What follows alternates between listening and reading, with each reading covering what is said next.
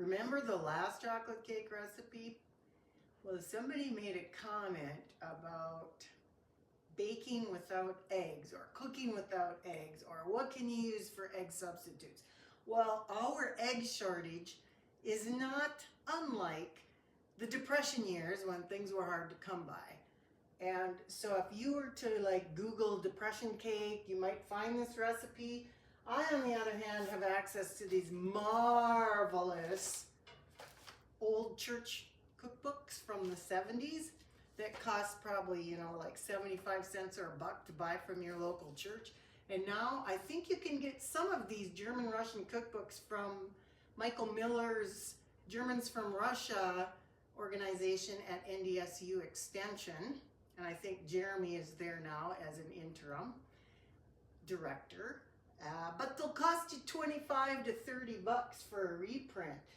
Of course, I might eventually have to buy a reprint because my pages are starting to stick together where I've dumped coffee or shortening or something on those pages. But that's how I find my mother's recipes. I go through her old books, and the pages with the most stains on them, those are the best recipes, right? So what we're going to do today is make a no egg chocolate cake, and we're going to modify the recipe just a tiny little bit because, as you know, I like black coffee and espresso powder to make my cakes like more chocolatey and a deeper chocolate color.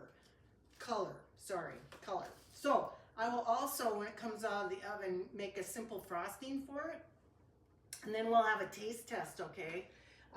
What we wanted to do here, first of all, rule number 1, gather your ingredients and then check your oven to make sure nobody left anything in there before you preheat it. So the recipe calls for an oven that's at 375 and a 9 by 12 inch cake pan. This is the only one I have that's close to that size. Glass bakes a little faster than metal, so I will keep a closer watch on it. Let me start my oven.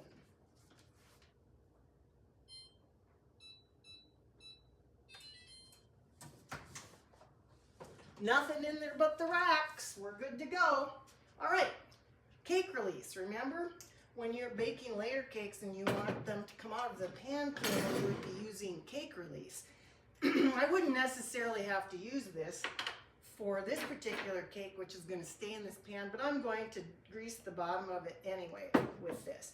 Now, you don't want to grease the sides because you want your cake to rise to the occasion. And it needs something to grab onto while it's rising. So you want to just make sure that this is thoroughly and evenly covered with cake release, which of course you can find that recipe online or in my January or February newsletter. Gosh, it's March already, and it's snowing outside, and it was my birthday on Sunday, so it's a good thing to have cake, right? Chocolate cake with chocolate frosting. This was before they had fancy birthday parties and things like that for the kids. We just had ordinary cake. Ordinary cake, which tastes good.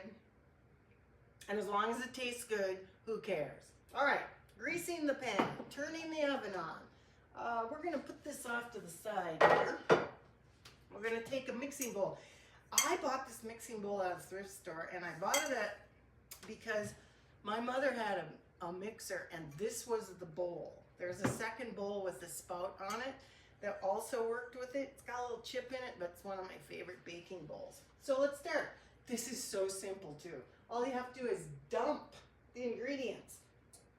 Excuse me. And so I'm going to, ooh, I'm sorry, this is gonna make a little noise. Oh, I did it. I'm going to sift my flour and baking soda and salt and cocoa together just because. I met a lady once and she sifted all her ingredients together 3 times. Helps combine them. You do not have to do it. I don't normally do it, but I'm going to do it today. All right. 3 cups of flour.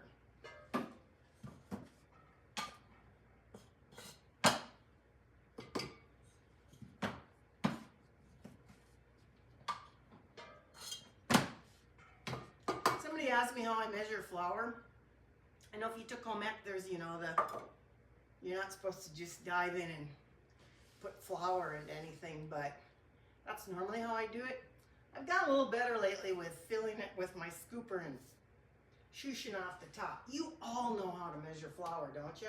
Okay, so now we're going to, all right, we'll start with the basic cocoa here. We need 1/2 cup of cocoa.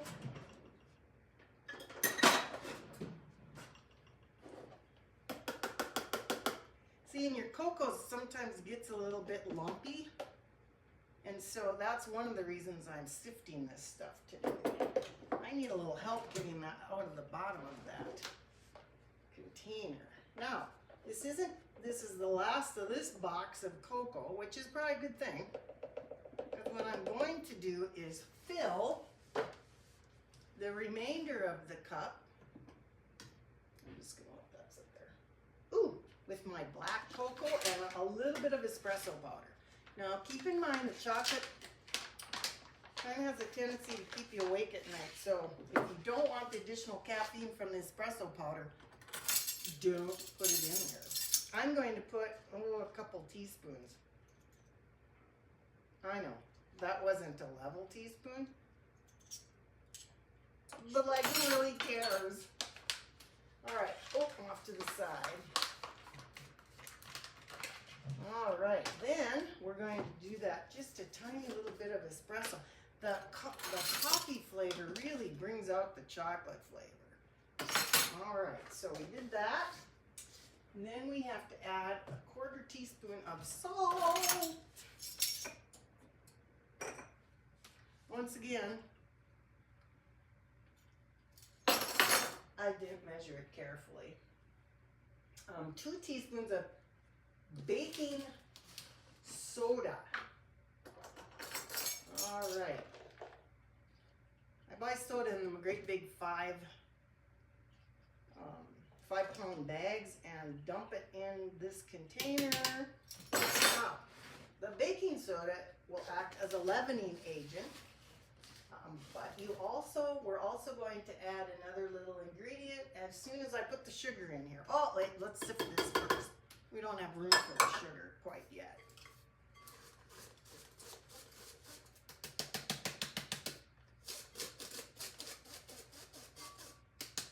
I'm thinking if you don't have a sifter, you can easily find one at the thrift store, because I don't know very many people who actually sift anything anymore. And whatever doesn't come out there, I'm going to help it along a little bit. You can also use a small strainer.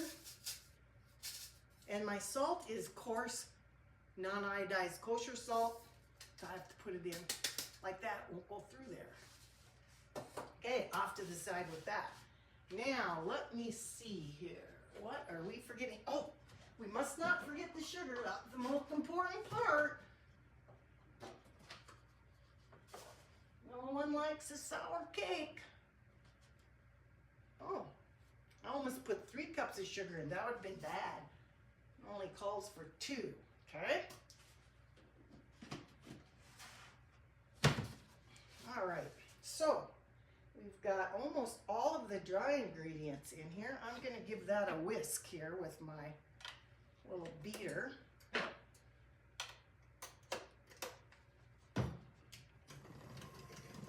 On slow, or you're going to choke on the flour dust. And get that all combined.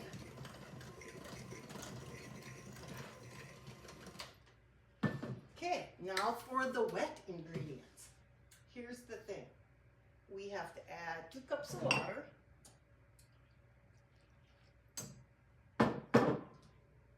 3/4 cup of oil. Gonna help that along a little bit. Don't want to leave any in the measuring cup. A teaspoon of vanilla, 2 teaspoons of vanilla. My mother did not own measuring spoons, so this is how she measured a teaspoon of vanilla. Fewer dishes to do. I love vanilla. Buy a good quality vanilla, why don't you? Now, this is vinegar. We are going to add 2 teaspoons of vinegar that will also interact with the baking soda. double check that it wasn't baking powder. And we're going to put 2 teaspoons of that in. Now that I'm going to measure out. I don't want too much of that in there. Okay, we're going to slowly combine those ingredients.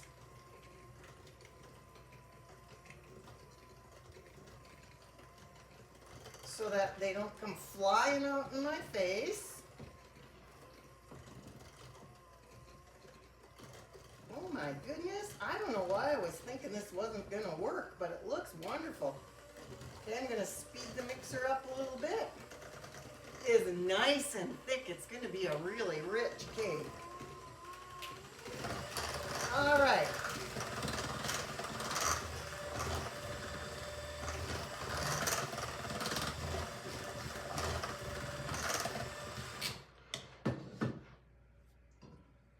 We're going to whoop down the sides a little bit here. Make sure everything at the bottom is getting mixed in. It does not say how long to mix it. You know, like a cake mix will say beat for like 3 minutes or 5 minutes or whatever. This says beat till smooth, so I'm gonna give it just a little bit more.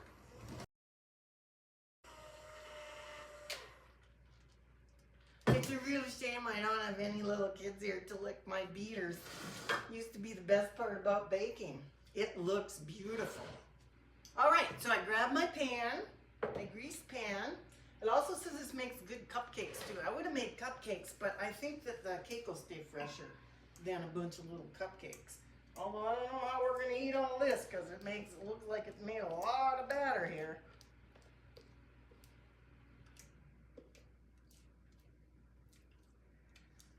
So we're just gonna shoosh that in there. Woofda, look at that. My cake pan runneth over. Now, I don't expect that this is gonna rise like a regular cake with eggs in it, but who knows? This might be like more like a delicious chocolate fudgy brownie. I like to get all that out of there because once again, I don't have anybody to lick the bowl or the beaters.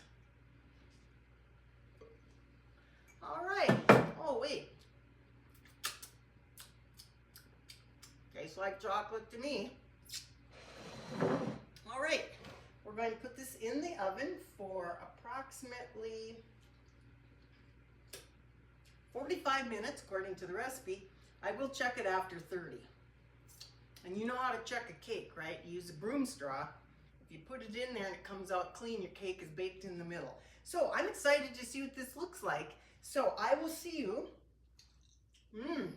in another video in about 45 minutes. Hey Siri, set a timer for 30 minutes. I shall return. 30 minutes starting now. Oh, I'm sorry, I interrupted Siri. I shall return. Okay, I'm back, and I am not gonna lie, I had serious doubts about whether or not this would work. I really wished I would have baked a couple of round layers or a couple of square layers so I could have made a nice big cake. But oh my goodness, it's beautiful. The pan could have been a little bit bigger. I cheated and didn't tell you that it's only an 8 by 12 instead of a 9 by 12. So let's quickly make some frosting because I have things to do. Once again, gotta use your trusty dusty sifter because powdered sugar usually comes out kind of lumpy and you want it to be as smooth as possible. I do have 4 tablespoons of softened butter in the bottom of that bowl, which by the way, this bowl is the one that goes with that set I talked about earlier. So we just want to do 1 cup of powdered sugar. And let's see, we're going to use a half a cup of cocoa, which seems like an awful lot. So I'm going to probably have more frosting than I'll need for this cake. But you know what I'm going to do? I'm going to add a little espresso powder, like a pinch. And then a little bit of dark cocoa. Ooh, maybe not that much. There we go. Add that to the shifter. Because you know, cocoa comes out kind of lumpy too. And it's just easier to mix this up when it's smooth. Oh, fiddlesticks. I forgot to get my mixer ready. Give me a minute. Alrighty then, we're going to close that up so I don't have to breathe in any more cocoa dust. Let's see if I can get that. There we go. Now remember, you do not want to ever use dark cocoa in exchange for regular cocoa. It will be so intense it'll make your eyeballs roll. So just go lightly on that.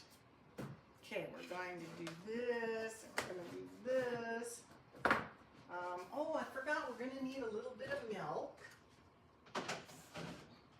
Comes in a not so little bitty container here, so a couple tablespoons is going to be interesting. Let's look at this.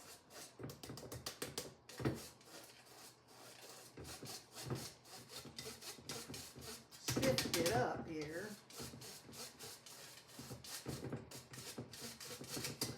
I'm going to help it along. It's that lumpy. See that? Oh, see that mess I just made? Yeah, that's the thing about baking and stuff, working with flour. See, there's some crunchy things in there. No idea where they come from. We're not putting them in the frosting. So, we're going to chop those. I also never wash my strainer. I don't want it to get gummy. If you do decide you want to wash it, make sure it's just absolutely perfectly dry. I would bake it in the oven to make sure it was dry, provided there were no plastic parts. So, got the mixer. Oh, gotta have some vanilla, right? A little bit. Oh, sorry. A little bit more. I did mix that up. Now, before you add any milk to this, you want to kind of try to see what the consistency is without it. Kind of get that butter mixed in.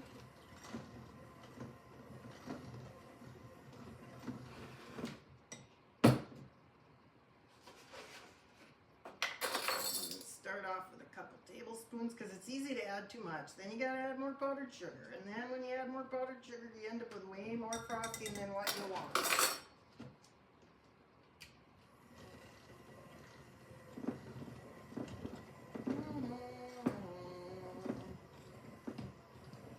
Okay, she's starting to look crumbly.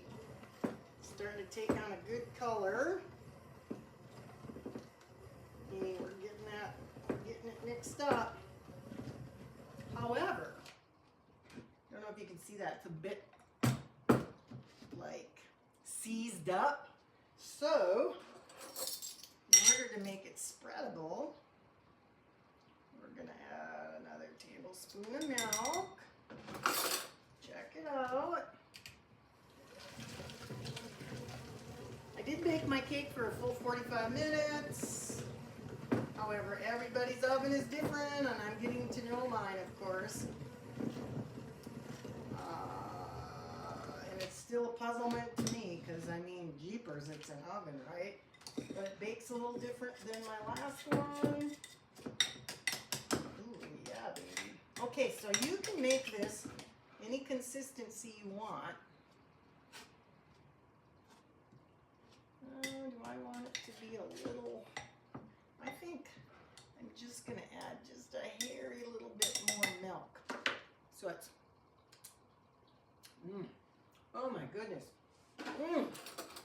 That is chocolatey and delicious. We're going to add another tablespoon, or not quite a tablespoon of milk.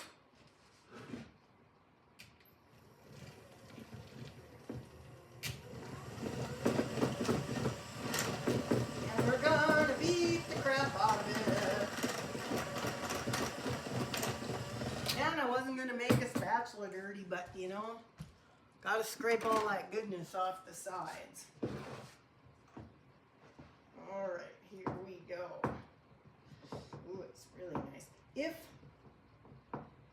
I had this to do over again, I would have baked it in a larger pan, so it would have room on the top, and I would have made seafoam frosting, which is basically like marshmallow, It's been so long.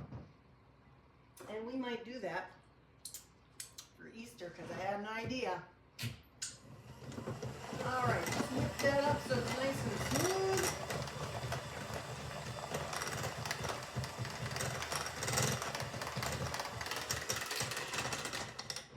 Make a mess with your mixer. Now's for sure when I should have somebody come to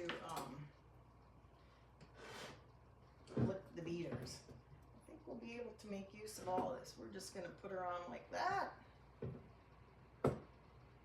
Can't waste good frosting, right?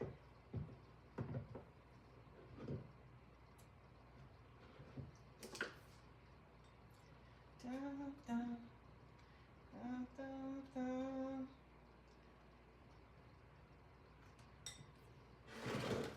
Little offset spatula here. At one time, I bought all the things I need to make pretty cakes. Somehow my cakes are never pretty, like fancy, like the young kids of today do. Well, not all of them, but they all know somebody who does. But like I said before, I don't care. I don't care at all. Just want all that chocolate goodness.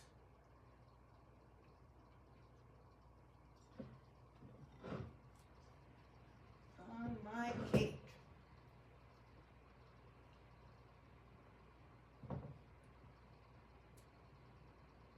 And I could put some little swirls in there.